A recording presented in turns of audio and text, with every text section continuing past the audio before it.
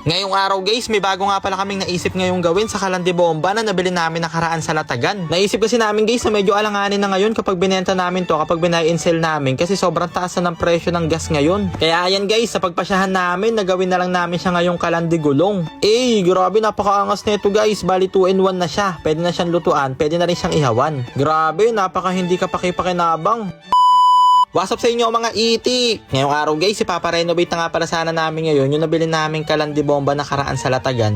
Kaso nga lang, naisip namin na sobrang mahal na nga pala ng gas ngayon. Kaya mukhang negative guys na maibenta namin to kapag binay and sell namin dahil baka walang bumili. Kaya talaga nga namang tubo na, lugi pa. Kaya ayan guys, buti na lang nakaisip kami ng magandang bright idea na talaga nga namang bihira sa matinong tao yung nakakaisip neto. Bali gagawin na nga lang pala namin yung Kalandi Bomba na Kalandi Gulong. Syempre guys, naisip namin na connected siya dahil sobrang taas ng gas ngayon. Yung kerosene na ginagamit dito kapag magluluto ka is ang laki na magagastos mo kapag ito yung ginamit mong kalan. Pero ngayon guys, para makatipid, syempre gagamitan na lang natin siya ng uling para makaluto. At syempre guys, naisip namin na para hindi na kayo mahirapan magdala-dala neto, lalo na kung sa malayo kayo pupunta, lalagyan na rin namin siya guys ng 4 na gulong para nakapagluto ka na, nakapag-rides ka pa. Kaya talaga nga namang sobrang swerte ng makakabili neto guys kasi pwede nyo masabi na may 4 wheels na siya. Kaya sobrang swerte talaga na makakabili neto guys. At syempre, mabenta lang natin to sa napakamurang halaga.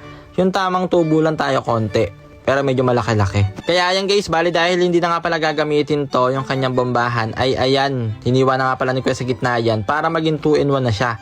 Magiging lutuan na siya, tapos meron na rin siyang kasamang ihawan. Kaya ayan guys, sinumpisahan na nga rin pala ni Kuya Mac na weldingin dito at ikabit dito yung mga 4 na gulong. Syempre guys, matibay yung pagkaka-welding dyan para matibay kahit malayo yung marating mo, talagang safe na safe ang iyong biyahe. At ayun guys, kung makikita nyo, grabe napaka-smooth niya no. Talagang running condition niyan guys, talagang swerte na makakabili nito, paldo. At ayun nga guys, syempre ikakabit na nga rin pala ngayon ni Kuya dito yung ihawan. At syempre naghiwa na nga rin pala dito si Baron ng yero para gagawin niya na harang dito sa gilid para hindi mahuhulog yung mga uling na ilalagay kapag magluluto na kayo. Talagang pinag-isipan kasi na maigi guys yung bawat hakbang dito. Talagang calculated yan guys para walang palya at talaga nga namang goods na goods sa makakabili nito. At magkakaroon na naman kami ng isa na namang sanitized customer. Kaya ayan guys, goods na nga pala ngayon yung ihawan. Kaya ayan, yung next naman nga pala ngayon na winelding ni Kuya ay etong paglalagyan ng ulingan. Ano siya itsura niya? Kailangan na lang natin ito kasi dito uling, di ba? Kailangan niya drainan ng abo. Yung abo ng uling. Yung tinanggal natin dito ito. Ito yung magiging drainan niya. Yan, ito sa ilalim.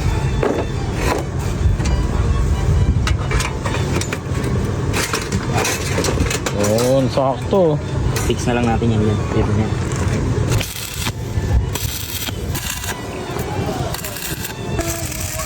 Ito na itsura niya ngayon. Meron siya dito, syempre, drainan ng abo. Tapos dito may takip yan, di ba? Tapos yan yung itsura niya sa loob. Dito tayo maglalagay ng uling, pati dito. Pintura lang muna natin, saglit lang. Off-road, no? Pwede off-road yan, no? Pwede yan tol, off-road. Off-road.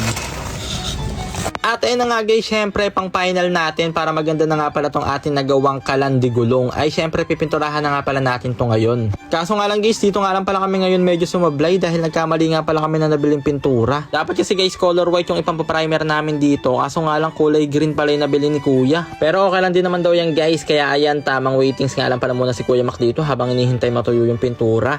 At ayan guys, pagkatapos nga pala matuyo ng ating primer na color green imbis na puti ay ayan, pinatong na nga pala natin ngayon ang ating final coat or ating final color na color pink. Kaso nga lang guys, kasama ang palad dahil mali nga pala na ipang primer natin kaya ayaw niya kanalabasan niya guys, naging color red siya. At ayun na nga guys, sa wakas tapos na nga pala natin ngayon gawin yung ating bagong ibebenta na ating imbensyon. Representing our new invention, Kalandi Gulong. Grabe, 1 of 1 nga lang pala to guys, bihira sa matinong tao yung meron neto. Kaya ayan guys, di-demo namin sa inyo ngayon yung paglalagay sa kanya ng uling. Ayan, nakatipid ka na sa gas, tapos meron ka ng lutuan, tapos meron ka pang ihawan. Kaya paunahan na lang guys sa gustong bumili neto, walang magtutulakan ha. At dahil nasayang na naman nga pala namin 4 minutes ang buhay nyo, kaya hanggang dito na lang muna. I'm love you all! Mwah!